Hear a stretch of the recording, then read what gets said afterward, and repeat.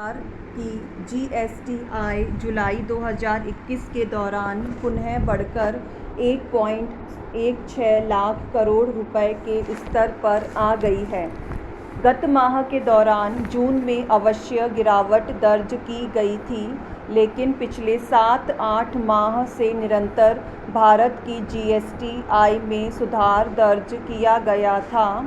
जून में अवश्य घटकर 92,849 करोड़ रुपए रह गई थी।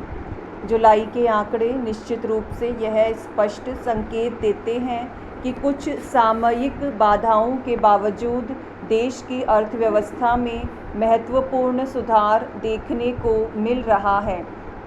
प्रायः सभी क्षेत्रों में गतिशीलता स्पष्ट देखी जा सकती है।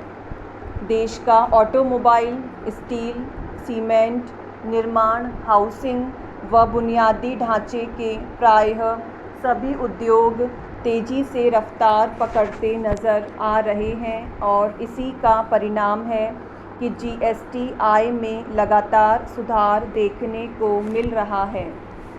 विशेषज्ञों का आंकलन है कि अगस्त के दौरान भी आकर्षक आय देखने को मिलेगी और कोविड के हालात में सुधार अगर जारी रहा तो दिवाली के आसपास भी रिकॉर्ड व्यावसायिक गतिविधियां देखने को मिल सकती हैं।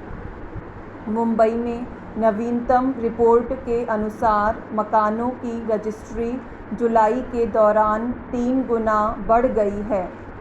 ब्याज दरों में कमी व मकानों व अपार्टमेंट के अनसॉल्ड स्टॉक पर अनेक प्रकार के डिस्काउंट प्रस्ताव के चलते नागरिक इस अवसर को हालत सामान्य होने के साथ भुनाने का हर संभव प्रयास कर रहे हैं।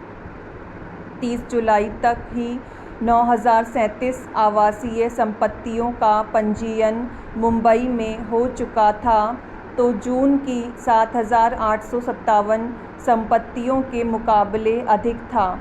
जिस तरह ई-वे बिलों की देश में संख्या लगातार बढ़ रही है, ट्रांसपोर्ट्स के पास 50,000 रुपये से अधिक राशि के उत्पादों पर ई-वे बिल की संख्या में तेज़ी से वृद्धि देखने को मिल रही है। 25 जुलाई के दौरान ही 49.5 ई-वे बिलों का सृजन हुआ है, जबकि जून में कुल संख्या 54.6 ई-वे बिलों की थी। जून के पश्चात महाराष्ट्र व अन्य जिलों में राज्य सरकारों के द्वारा नए लॉकडाउन ढील संबंधित नियमों की घोषणाएं की गई हैं और इससे अगस्त में व्यवसाय को और गतिशीलता प्राप्त होने की संभावना है। जुलाई के दौरान उत्पादों के आयात से प्राप्त होने वाली आय 36% बढ़ गई है तथा घरेलू सौदों से आय में भी 32% की वृद्धि दर्ज की गई है। देश की गुड्स एवं सर्विस टैक्स आय में क्रमशः सुधार तो गत वर्ष के अंत से ही देखने को मिला है। अधिकांश विनिर्माण क्षेत्र में सक्रिय राज्यों में व्यावसायिक गतिविधियां तेजी से बढ़ती नज़र आ रही है। सरकार ने जीएसटी रिटर्न दाखिल करने के लिए 15 दिन की अवधि बढ़ाने की घोषणा की है, जिनका विपणन 5 करोड़ रुपए तक रहा है। यह निर्णय कोविड की दूसरी लहर के कारण किया गया था। देश में व्यावसायिक गतिशीलता का संकेत एक ओर जीएसटी-आई व राजकोषीय स्थिति में सुधार के रूप में देखने को मिल रहा है। ऐसे हालत में शुक्रवार को होने वाली रिजर्व बैंक की मौद्रिक समीक्षा बैठक में रिजर्व बैंक को रेपो दर में कुछ सामयिक कटौती का निर्णय अवश्य लेना चाहिए। हालांकि मुद्रा प्रसार दर के हालात को देखते हुए रिजर्व बैंक से ब्याज दर में कटौती संबंधित निर्णय की अपेक्षा कम नज़र आती है।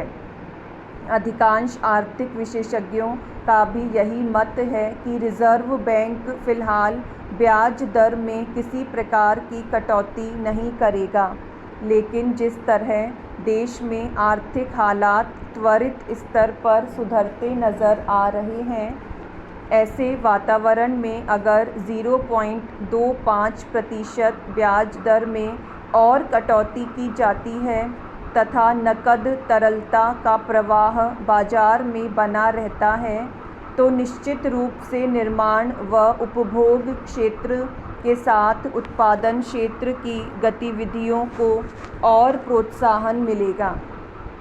आज जो संपदा प्रॉपर्टी क्षेत्र में विक्रय वृद्धि व अनसोल्ड स्टॉक में कमी देखने को मिल रही है, वह कम ब्याज दर व व्यापक नकद तरलता का ही परिणाम है।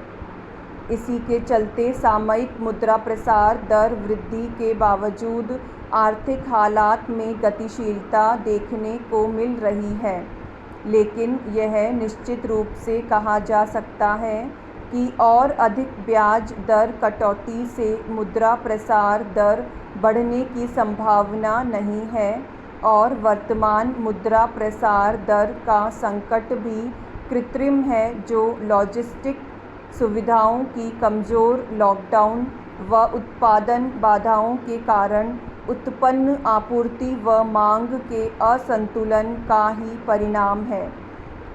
हालत तेज़ी से सुधर रहे हैं, उत्पादन मांग के अनुरूप बढ़ रहा है। बैंक ऋण साख में और सुधार कुछ ब्याज दर कटौती से हो सकता है।